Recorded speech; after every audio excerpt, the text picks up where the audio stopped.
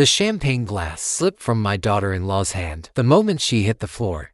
Jessica's mother, Helen, was convulsing on my marble kitchen floor, foam collecting at the corners of her mouth. And all I could think was, well, that wasn't supposed to happen to her. If you're watching this, subscribe and let me know where you're watching from. Before I tell you how I got to this point, let me be clear about something. I've spent 70 years on this earth, and I didn't survive a ruthless business world by being stupid when someone tries to poison you at your own retirement party. You notice especially when that someone has been eyeing your bank account like a starving woman stares at a feast. 2 hours earlier, my kitchen had been full of laughter and celebration. I just sold my consulting firm for $23 million. Not bad for a company I'd built from nothing. After my husband died 15 years ago, Michael, my son, had insisted on throwing this party. "Mom, you deserve to celebrate," he'd said, those sincere brown eyes of his working overtime. "Let Jessica handle everything. You just relax and enjoy." I should have known something was wrong when Jessica volunteered to play hostess. The woman who usually complained about loading the dishwasher was suddenly Martha Stewart incarnate, arranging flowers and polishing crystal, like her life depended on it, which, as it turned out, it probably did. The party was lovely, I'll give her that.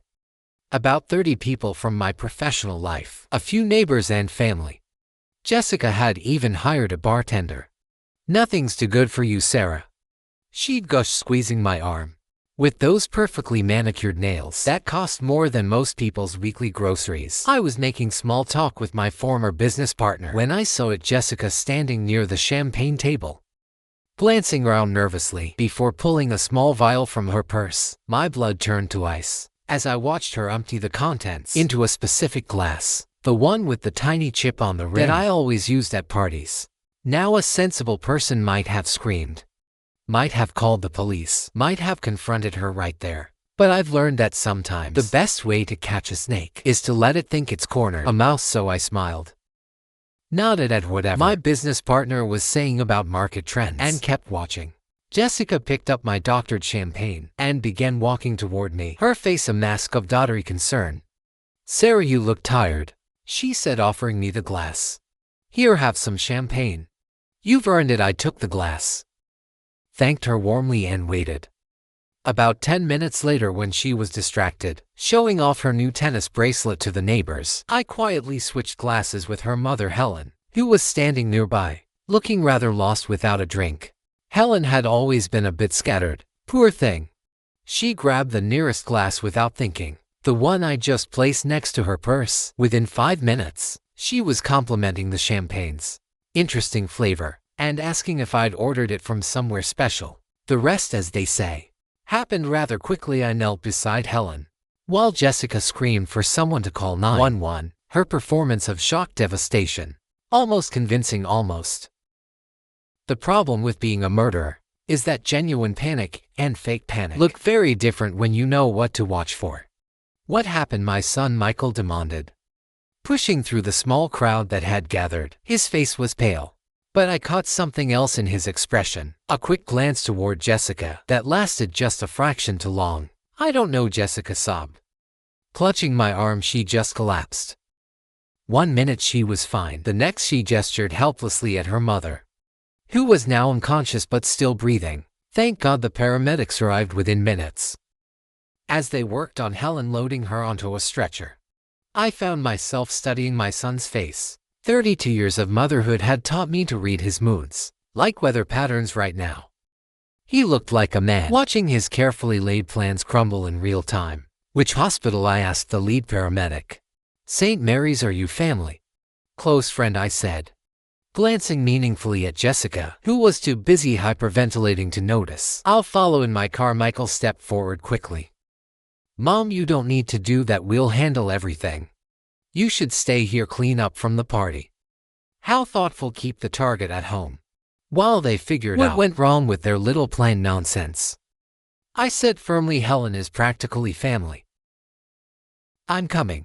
I grabbed my purse and keys before anyone could argue. At the hospital, I made sure to stay close enough to overhear the medical staff's conversations. Helen's condition was listed as acute poisoning, cause unknown. The doctor mentioned something about plant alkaloids to the nurse specific. Enough to make me think someone had done their homework on untraceable toxins. Jessica paced the waiting room, her designer heels clicking against the linoleum, like a metronome counting down her anxiety. Michael sat rigidly in a plastic chair, his phone buzzing constantly with texts. He seemed reluctant to answer. "This is just terrible," Jessica said for the 5th time. "Poor Mom, I can't understand how this happened." I patted her shoulder sympathetically. "These things are often mysterious, dear. I'm sure the doctors will figure it out." Then I added almost casually, "You know, it's lucky she didn't drink much of that champagne. She only had a few sips before she collapsed." Jessica's step faltered almost imperceptibly. "Champagne? You think the champagne caused this?" "I'm sure it's nothing," I said with a dismissive wave. "Just an old woman's mind, looking for patterns where there aren't any." But Jessica's face had gone a shade paler, and her hands were trembling slightly as she reached for her coffee. Michael was watching our conversation with the intensity of a hawk, studying field mice. 3 hours later, a doctor emerged to tell us Helen was stable, but would need to stay overnight for observation. The tests were inconclusive, he said, but whatever she'd ingested was slowly working its way out of her system. "Can we see her?" Jessica asked. "Family only, and she's sedated. Best to come back tomorrow." As we left the hospital, Michael walked me to my car. "Mom, maybe you should stay with us tonight." "Hey, after what happened, I'd feel better if you weren't alone." How considerate. Especially since Helen's little medical emergency had probably left them wondering if I suspected anything. The answer was yes. Absolutely I did, but they didn't need to know that yet. "That's sweet of you, dear. But I'll be fine. I have that new security system." Remember, I kissed his cheek and got into my car, watching in my rearview mirror as he and Jessica had what looked like an urgent, whispered conversation in the parking lot. Back home, I poured myself a real glass of champagne from a fresh bottle, naturally, and settled into my study. Time to figure out exactly what my loving family had planned for me, and more importantly, what I was going to do about it. I spent the night doing something I'd become quite good at in 45 years of business research. Not the kind you do with computers and databases, the kind you do with a clear memory and a suspicious mind. Helen's poisoning wasn't random, and it certainly wasn't an accident. Someone had planned to kill me at my own party, probably hoping to make it look like a heart attack or stroke. At 70, those things happen. No one questions a successful woman's heart giving out from the stress of selling her life's work. But why? That was the $23 million question, wasn't it? I made coffee at 5 in the morning and sat at my kitchen table with a legal pad, writing down everything I knew about Michael and Jessica's financial situation. It wasn't pretty. Michael's architectural firm had been struggling since the recession, and Jessica's boutique jewelry business was more hobby than profit center. They lived well too well for their actual income. Their mortgage on that ridiculous house in Westfield was 3 times what they could reasonably afford. The BMW and Mercedes in their driveway weren't paid for. Jessica's shopping habits alone could fund a small country's education budget. I'd help them, of course. What mother wouldn't? A few thousand here and there. When Michael mentioned they were tight some months, the down payment on the house, when Jessica cried about wanting to start a family in the right neighborhood, private school tuition for Emma, when they insisted public schools weren't good enough. Looking at my checkbook records, I'd given them nearly $200,000 over the past 5 years. Gifts, I'd called them investments in their happiness. Never loans that would have been tacky.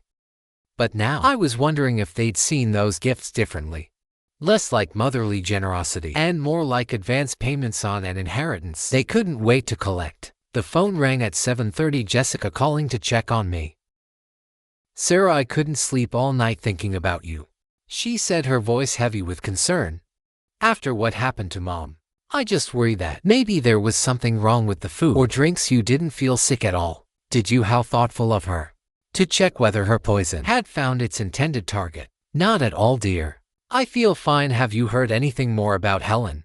"The doctors say she should be able to go home today. They think maybe she ate something that disagreed with her before the party. You know how she is with her medications. She probably took something on an empty stomach." Helen Peterson was many things, but careless with medication wasn't one of them.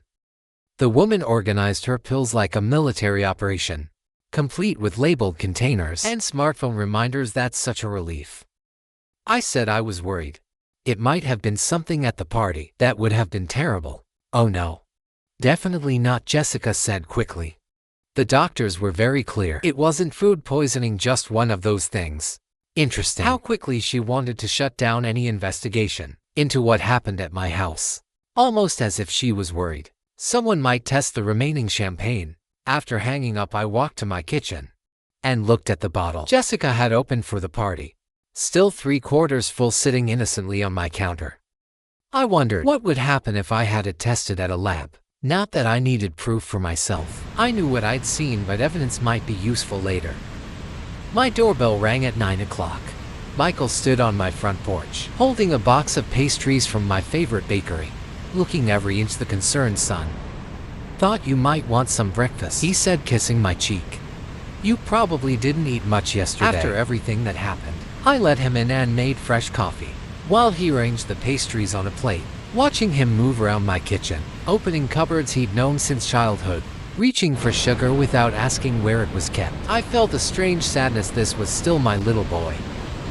The one who used to bring me dandelions and proudly display his elementary school artwork on my refrigerator. When had that boy turned into a man who stood by while his wife tried to murder his mother? How are you holding up, Mom? He asked, settling across from me at the breakfast table. Ah, you know me. Takes more than a little excitement to rattle these old bones. He smiled, but it didn't reach his eyes. That's what I was afraid of. An odd thing to say. I sipped my coffee and waited. The thing is, Michael continued, picking at a Danish. Jessica and I have been talking about your situation. My situation. You're 70 years old. Mom living alone in this big house. All that money from the sale. He gestured vaguely. It just seems like a lot for one person to manage there. It was the setup for whatever they had planned next. I appreciate your concern, dear, I said, keeping my voice light. But I've been managing quite well so far. Michael leaned forward, his expression earnest. Have you, though? I mean, yesterday's accident with Helen. What if that had been you? What if you'd collapsed and no one found you for hours? The audacity was breathtaking. He was using their failed murder attempt as an argument for why I needed their protection. Michael, Helen collapsed at a party with 30 witnesses, and paramedics arrived in minutes. I'd hardly call that a cautionary tale about living alone. That's not what I meant. He ran his hands through his hair. I gesture I remembered from his teenage years, when he was about to ask for something he knew I'd refuse. Look, Jessica and I have been doing some research. There are some really nice communities for active seniors. Places where you'd have people around, activities, medical staff on site. Oh, the nursing home pitch, how convenient. That they'd already been researching options for me. How thoughtful, I said. And I suppose you found something specific in mind. Actually, yes. He pulled out his phone and showed me a glossy website. Sunset Manor. It's only 20 minutes from our house, so we could visit all the time. They have a golf course, a spa, cultural activities. It's more like a resort than a retirement home. I studied the pictures of smiling elderly people playing bridge and doing water aerobics. Everyone looked so peaceful and content.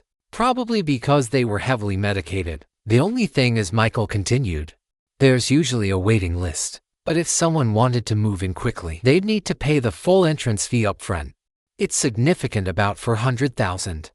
But it covers everything: housing, meals, medical care for life. $400,000. That would make a nice dent in my liquid assets, wouldn't it? And once I was safely tucked away in Sunset Manor, who would have power of attorney over the remaining $22 million? Who would be making decisions about my care and my money? It sounds lovely, I said, but, you know, I'm quite happy here. This house holds so many memories of your father, Mom. Dad's been gone 15 years. Don't you think it's time to start a new chapter? The gentle concern in his voice made my heart ache. If I hadn't seen what I'd seen last night, I might have actually considered his suggestion. My son worried about his aging mother, wanting to make sure she was safe and cared for. It would have been touching. Instead, it was terrifying. I'll think about it, I said finally. It's a big decision. Michael's relief was visible. Of course, take all the time you need. Maybe we could drive out there next week, just to look around, maybe. I stood up and began clearing the breakfast dishes. You know, I should call Helen today. Make sure she's feeling better. Actually, Mom, Jessica asked me to tell you that Helen probably needs to rest for a few days. The doctor said visitors might be too stimulating while she recovers. How convenient. Keep me away from the victim until the evidence is out of her system and she can't remember details clearly. After Michael left, I sat in my study and thought about timing. They'd waited until after I sold the company to make their move smart. If I died 6 months ago, my $23 million would have gone to Michael in my will, but as a gift from a living person, it would face different tax implications, killing me now especially. If they could manufacture signs of declining mental capacity first, would give them grounds to challenge any recent changes to my estate plans. The phone rang. My attorney, David Hartwell, returning a call I'd made earlier. Sarah, good to hear from you. How was the retirement party? Eventful, I said. David, I need to see you soon. Is everything all right? I looked out my study window at the garden my husband had planted 20 years ago. The roses were blooming beautifully, despite having no one to tend them but an old woman who apparently couldn't be trusted to manage her own life. I'm not sure, I said, but I think I'm about to find out. David Hartwell had been my attorney for 20 years, which meant he'd seen me through my husband's death, the building of my business, and every major decision since. A thin, precise man who kept his emotions carefully controlled. David was exactly the kind of lawyer you wanted when you suspected your family was trying to kill you. His office overlooked downtown from the 15th floor. All dark wood and leather chairs designed to inspire confidence. I'd always felt safe here, surrounded by law books and the subtle smell of expensive cologne. Tell me everything, David said, after his secretary brought us coffee and closed the door. I told him every detail from the party. Helen's collapse, Michael's visit this morning. David listened without interruption, occasionally making notes on his legal pad. You're certain about what you saw? He asked when I finished. As certain as I am that I'm sitting in this chair. David leaned back, tapping his pen against his lips. The problem is proving intent. Jessica could claim she was adding something harmless to the champagne, a supplement of flavoring, something personal, without testing the remaining champagne. We have no evidence of attempted murder. Then let's test it. If we find poison, we have proof she attempted to kill someone, but we still can't prove she intended to kill you. Specifically, she could claim she was targeting her own mother for insurance money, or that it was meant for someone else entirely. I hadn't considered that angle. So even with proof of poisoning, they could escape a murder charge. Attempted murder, yes. But Sarah, there's something else we need to discuss. David's expression grew serious. If they're willing to kill you for your money, they might try other approaches first. Legal challenges to your competency. For instance, on what grounds? Your age, living alone, the stress of selling your business. If they can establish a pattern of declining judgment or mental capacity, they could petition for guardianship. Once they control your person, they control your assets. The nursing home suggestion suddenly made more sense. Get me isolated, surrounded by medical professionals who might be willing to document signs of confusion or dementia, especially if those professionals were being paid well for their observations. What do I need to do? David opened a file drawer and pulled out a thick folder. First, we document your current mental state. I'll arrange for you to be evaluated by a geriatric psychiatrist, someone who specializes in competency assessments for elderly clients. Get that on record immediately. And then we get creative with your estate planning. David's smile was sharp. If Michael and Jessica want to play games with your money, let's make sure they're playing by your rules. We spent the next 2 hours going over options, trust structures that would make it difficult for anyone to challenge my decisions, medical directives that specified exactly who could and couldn't make healthcare decisions on my behalf, financial arrangements that would trigger automatic audits if anyone attempted to access my account without proper authorization. There's one more thing, David said as I prepared to leave. Given what you've told me about last night, I think you should consider your personal safety. If they tried once, they'll try again. Probably more carefully next time. I thought about Michael's suggestion that I stay with them last night. How convenient that would have been. A grieving widow, distraught over a friend's sudden illness, perhaps taking a sedative to help her sleep. So easy for an elderly woman to accidentally take too many pills. What do you recommend? Security cameras for starters. Motion sensors, a panic button system. I can recommend a company that specializes in protection for high net worth individuals. High net worth individuals. That's what I was now, apparently rich enough to kill for. Driving home, I found myself studying every car in my rearview mirror, wondering if I was being followed. Paranoia probably. But as my husband used to say, you're not paranoid if they're really after you. My phone rang as I pulled into my garage. Jessica, her voice bright with artificial cheer. Sarah, I wanted to let you know Mom's home from the hospital. She's feeling much better, though she doesn't remember much about last night. The doctor said that's normal with this kind of incident. How perfectly convenient. I'm so glad she's all right. I'd love to visit her tomorrow. Oh, she's really not up for visitors yet. Maybe in a few days I'll let you know. Of course, dear. Just tell her I'm thinking of her. After hanging up, I sat in my car for a long moment, looking at the house I'd called home for 30 years. My husband and I had bought it when Michael was 10, full of dreams about family dinners and holiday gatherings. The mortgage had been a stretch then, but we'd been young and optimistic, certain that everything would work out. Now it felt like a fortress under siege, but I'd been in business long enough to know that sometimes the best defense is a good offense. Time to show my family what a 70-year-old woman was really capable of. The security company arrived at 8 the next morning.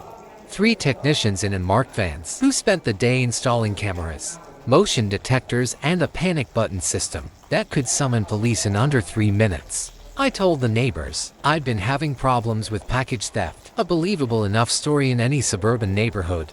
By afternoon, my house was better protected than most jewelry stores, but the real security came from the envelope David's messenger delivered at 2 o'clock. My updated will trust documents and medical directives, all properly witnessed and notarized. If Michael and Jessica wanted my money, they'd have to wait for it, and they'd get a lot less than they expected. The new will cut Michael's inheritance from everything to a modest trust fund that would pay him $50,000 a year for life, enough to live comfortably, but not enough to fund their current lifestyle. The bulk of my estate would go to cancer research, with smaller amounts to several charities I'd supported over the years. As for Jessica, she got nothing. Not a penny. I'd never liked the woman, but I tolerated her for Michael's sake. Attempted murder, however, was where I drew the line. I was reading through the documents one final time when my doorbell rang through the security monitor. I could see Michael and Jessica standing on my front porch, both looking somewhat grim. Mom, we need to talk, Michael said when I opened the door. Of course, dear. Come in. They settled in my living room. Jessica perched on the edge of the sofa, like she might need to run at any moment. Michael looked around the room, his gaze lingering on the new security camera in the corner. New camera, he asked. Package theft, I said smoothly. You can't be too careful these days. Jessica cleared her throat. Sarah, we've been thinking about what happened the other night with Mom's accident. Yes. Well, it's just that we feel terrible about having the party here. If something we brought caused her to get sick. She trailed off, dabbing at her eyes with a tissue. I watched this performance with professional appreciation. Jessica had clearly been practicing. I'm sure it wasn't anything you brought, dear. But what if it was? Michael leaned forward. What if there was something wrong with the champagne or the food or Mom?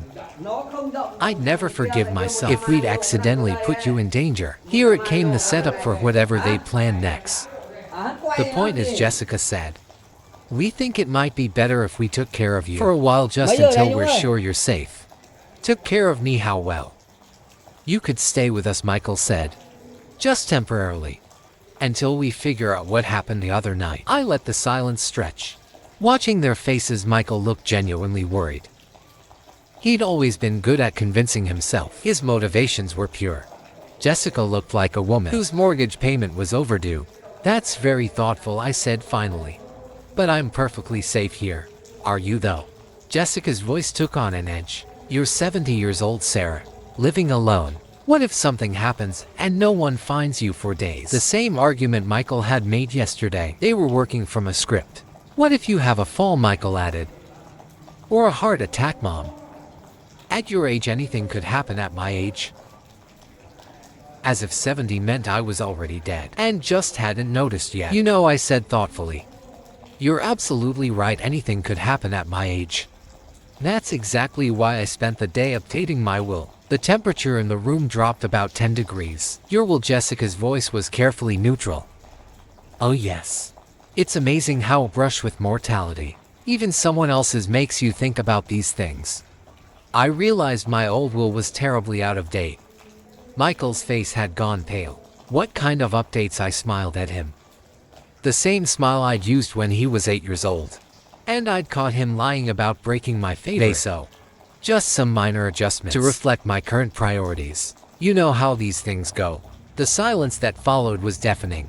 I could practically hear their minds racing, trying to figure out how badly their plans had just been disrupted. Well, Jessica said finally, her voice tight. I'm sure whatever you decided was for the best. I think so too, dear. They left shortly after, promising to check on me soon. I watched from my security monitor as they sat in their car in my driveway for 10 minutes, having what looked like a very intense conversation. Then Jessica made a phone call.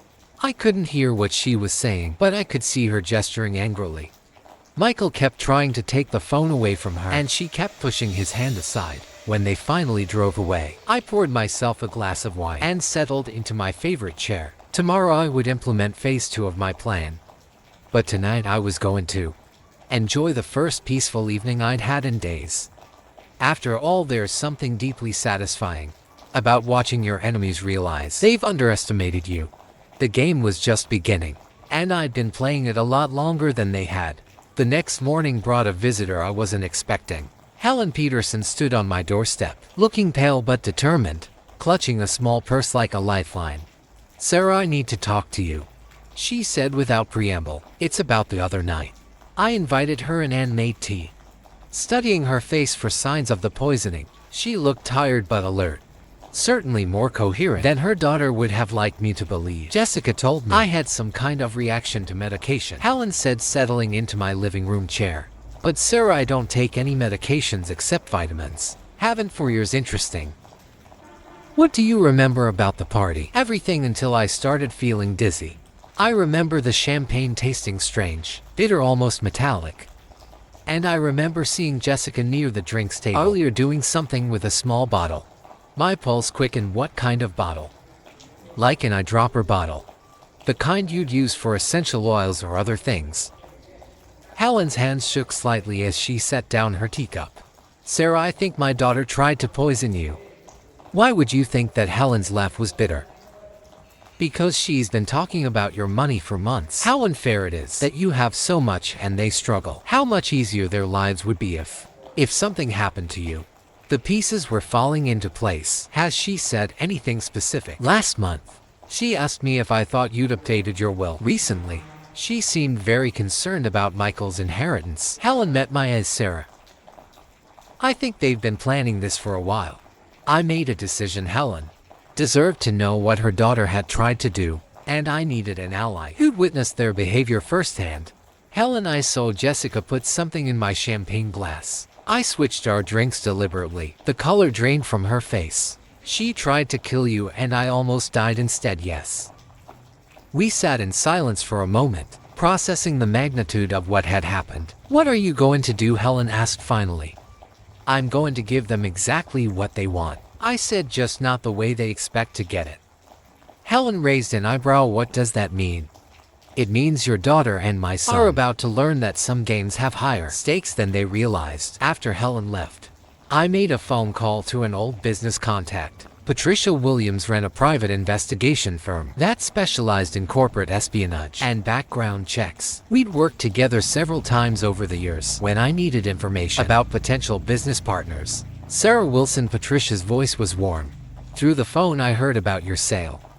Congratulations. Thank you, Patricia. I need a favor, a personal one.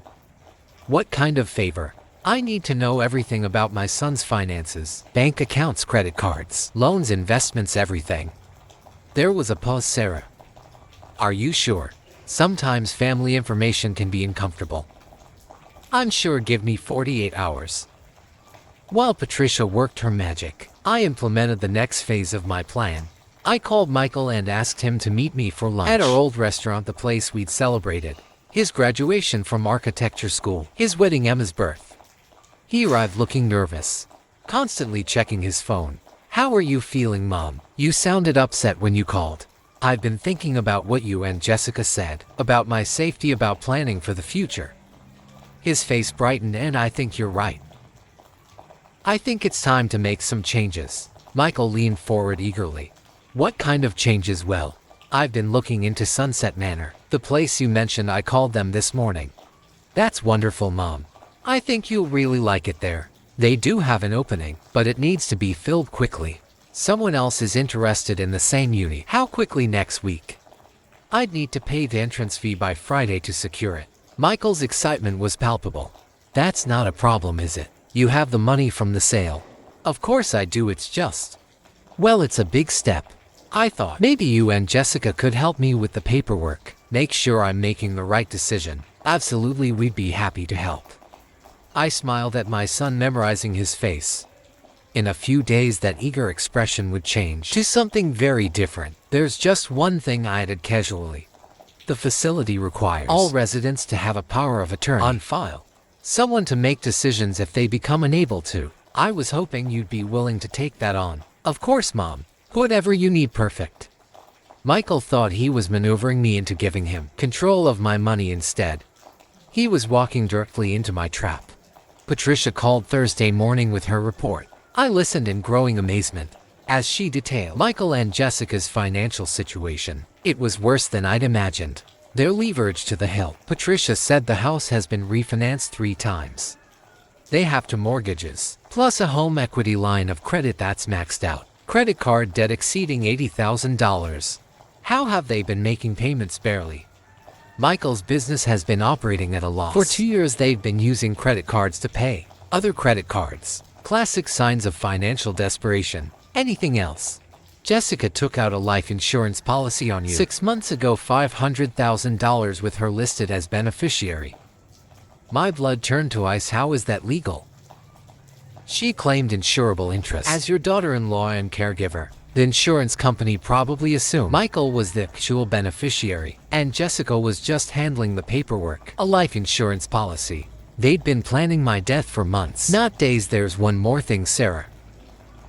Michael's been making regular payments to someone named Dr. Richard Steinberg, a geriatric psychiatrist. For what, I'm not sure yet. But the payments started 3 months ago. Small amounts like consultation fees. Dr. Richard Steinberg.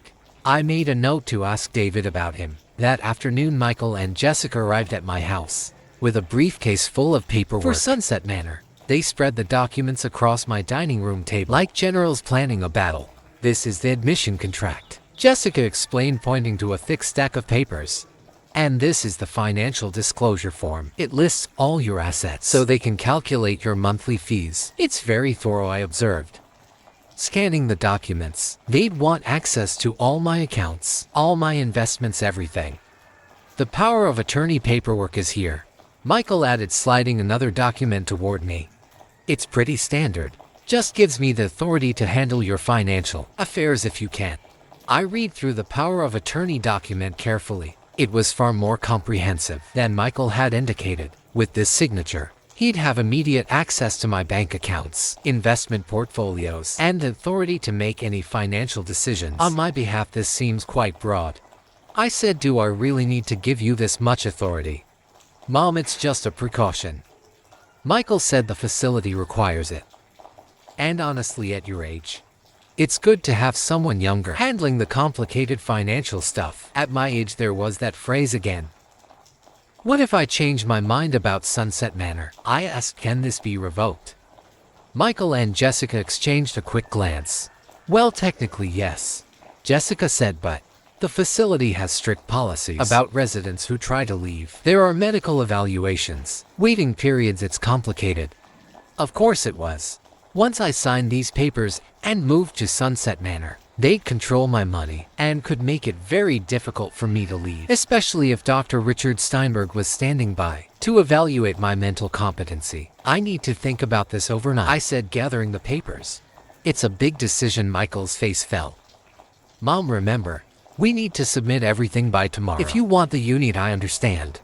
I'll have an answer for you in the morning. After they left, I called David Hartwell. David, what can you tell me about Dr. Richard Steinberg? Steinberg, he's a geriatric psychiatrist. Specializes in competency evaluations for elderly patients. Why? My son's been paying him for consultations. There was a long pause. Sarah. Steinberg has a reputation for being accommodating to families who are concerned about an elderly relative's judgment. His evaluations tend to support whatever outcome the family is seeking. You mean he's willing to declare people incompetent for money? I couldn't say that officially, but I've seen several cases where families use Steinberg's evaluations to gain control of an elderly person's assets. The picture was becoming crystal clear. Michael and Jessica weren't just after my money. They developed a comprehensive plan to take it. Get me into Sunset Manor under the guise of safety and care. Use the power of attorney to access my accounts. If I resisted or tried to leave, have Dr. Steinberg declare me mentally incompetent. It was actually quite clever. If I hadn't seen Jessica poison the champagne, I might have walked right into their trap. David, I need you to prepare something for me, I said, and I need it ready by tomorrow morning. What kind of something? The kind that's going to teach my family a lesson they'll never forget. That evening, I sat in my study going over the plan one more time. Everything had to be perfect. Tomorrow Michael and Jessica would get exactly what they deserved. But first I had one more phone call to make. Friday morning arrived gray and drizzling. The kind of weather that made everything seem ominous. Perfect for what I had planned. Michael and Jessica arrived at 9 sharp, both dressed like they were attending a business meeting, which in a way they were. Have you decided, Mom? Michael asked, settling into my living room with barely contained excitement. I pulled out the Sunset Manor paperwork. Now signed and notarized. I think you're right. It's time for me to start this new chapter. Jessica's relief was visible. Oh, Sarah, I'm so glad. Oh, you're going to love it there. I'm sure I will. And Michael, I've signed the power of attorney papers as well. Michael's hands actually trembled as he took the documents. This is the right decision, Mom. You won't regret it. I smiled at him. I'm sure I won't. We spent the next hour going over the financial paperwork. Jessica had a laptop open, furiously typing as one provided account numbers and access codes. Every few minutes, she'd share a meaningful look with Michael, like children who couldn't believe Christmas had come early. There's just one more thing, I said when we'd finished. I need to sign some additional paperwork with my attorney before the transfer is official. Something about tax implications for large financial transactions, of course. Michael said, do you want us to drive you to his office? Actually, he's coming here. David should arrive any moment. As if on cue, the doorbell rang.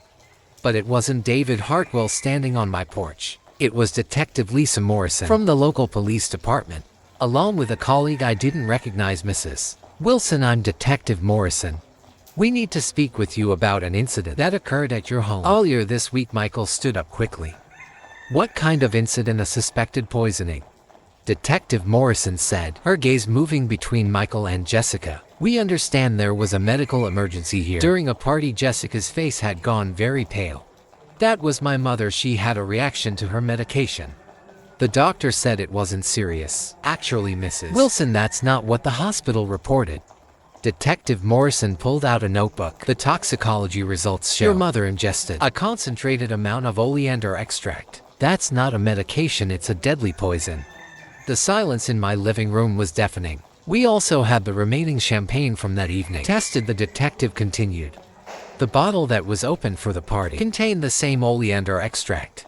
Someone deliberately poisoned that champagne.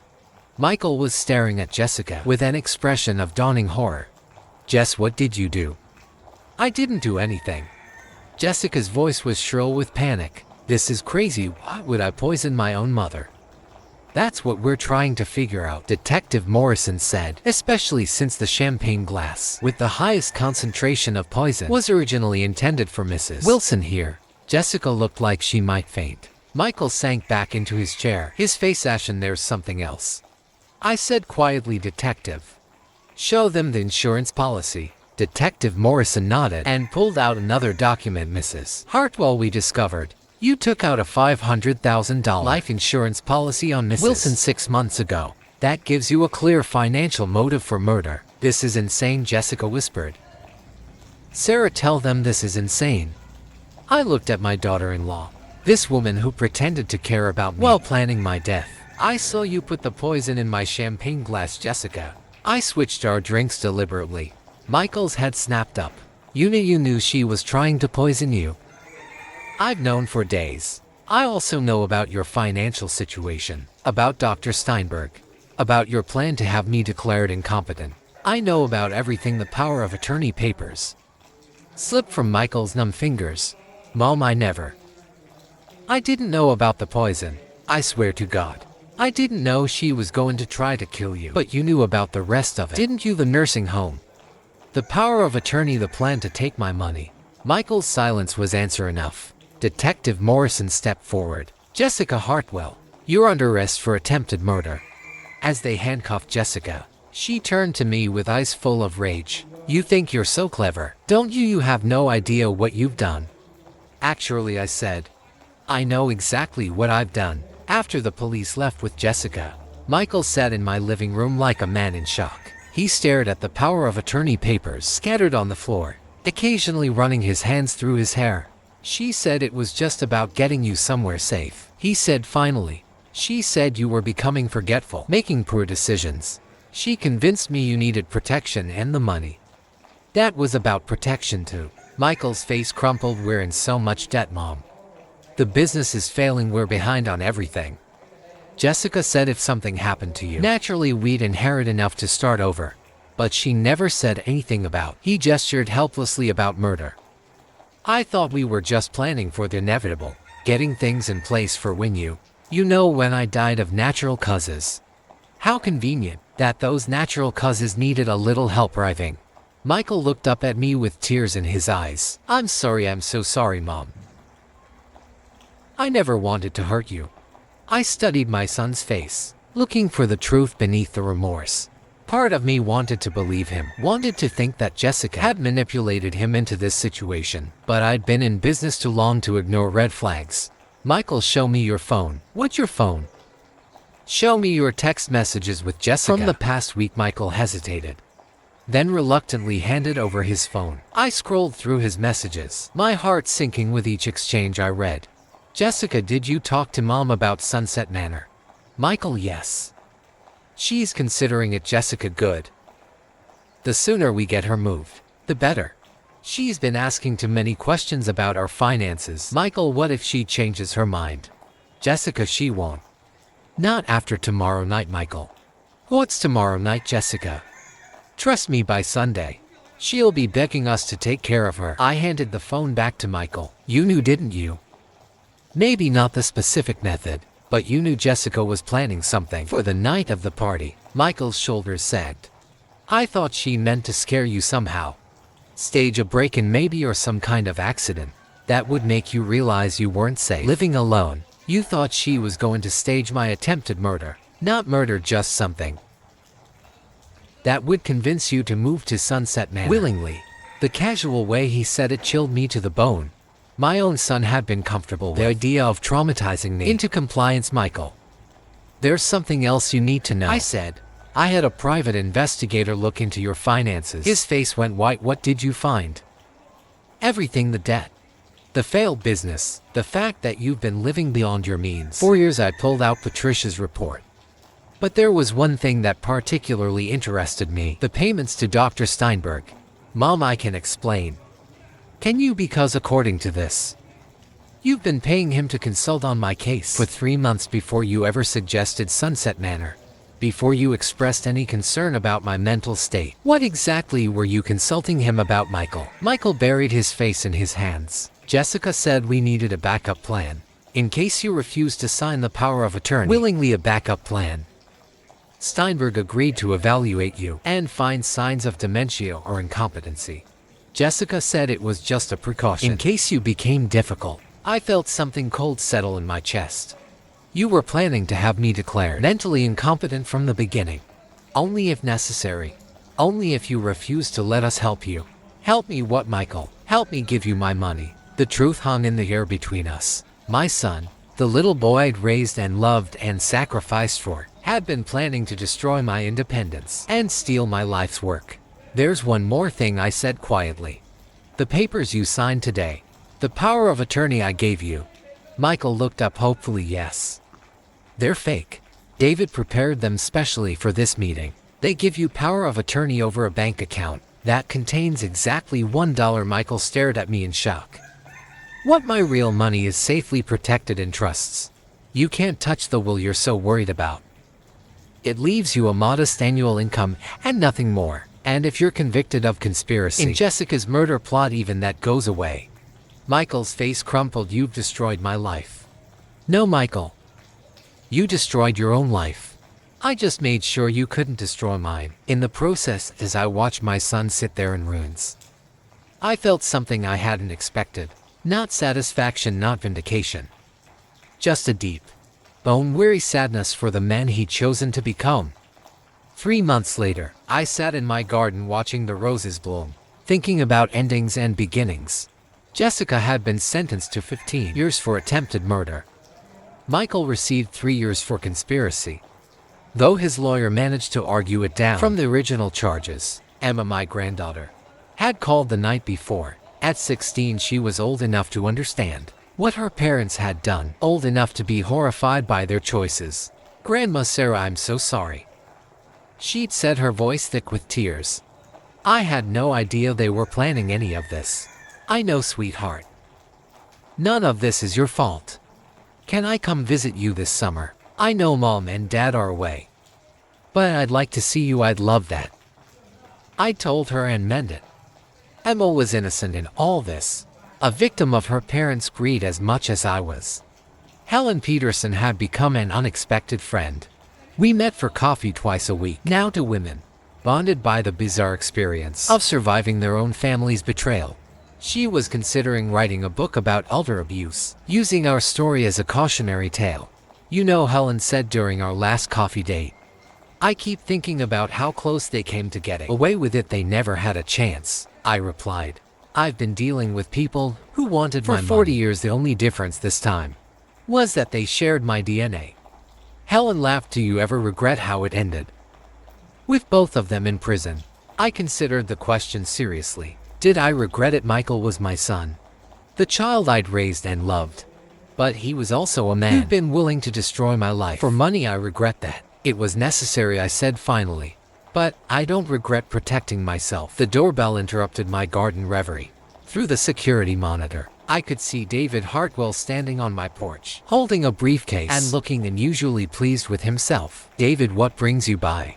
Good news, he said, settling into my living room. The insurance company has decided not to contest Jessica's policy on your life, since she was convicted of attempting to murder you. They're voiding the policy and returning all premiums paid.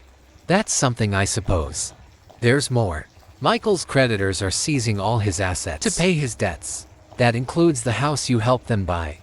They're asking if you want to make an offer. I thought about Michael and Jessica's house, with its granite countertops and cathedral ceilings. All those beautiful things they wanted so desperately.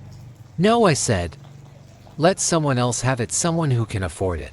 Honestly, David nodded and pulled out another document. The final item, your trust restructuring is complete. Your money is now protected in perpetuity. No one can access it without your explicit, written consent. And if anyone attempts to have you declared incompetent, the trust automatically transfers to charity. Thank you, David, for everything. After David left, I poured myself a glass of wine and sat on my deck, watching the sunset paint the sky in shades of gold and pink. At 70, I'd learned that money brings out both the best and worst in people. Unfortunately, it had brought out the worst in my own family. But I'd also learned something else. I was stronger than I'd given myself credit for. Smart enough to see through their plans, tough enough to stop them, and resilient enough to build a new life without them. My phone buzzed with a text from Emma. Grandma, I got accepted to Northwestern Pre-Law. Just like you suggested. Can't wait to tell you all about it when I visit. I smiled, typing back. Congratulations, sweetheart. I'm so proud of you. Maybe that was the real victory. Not stopping Michael and Jessica's scheme, but ensuring that the next generation would have a chance to choose better. Emma would grow up knowing that money was a tool, not a goal. That family meant support and love, not exploitation and greed. The roses in my garden were blooming beautifully, tended now by a wonderful landscaping service. I could easily afford the house. Felt peaceful. protected by security systems and legal documents that ensured my independence. I'd started this story talking about a failed poisoning at my retirement party, but really it was about something much more important. The difference between being old and being powerless. I might be 70, but I was far from powerless. And anyone who tried to test that theory would learn, as Michael and Jessica had, that underestimating a sharp old woman is a very expensive mistake. Sometimes the best revenge is simply living well and making sure the people who wronged don't get to enjoy the fruits of their schemes. I'd done both and I'd sleep just fine knowing it. After all, at my age, a good night's sleep is worth more than all the money in the world. The fact that I had both was just a bonus. Thanks for listening. Don't forget to subscribe and feel free to share your story in the comments. Your voice matters.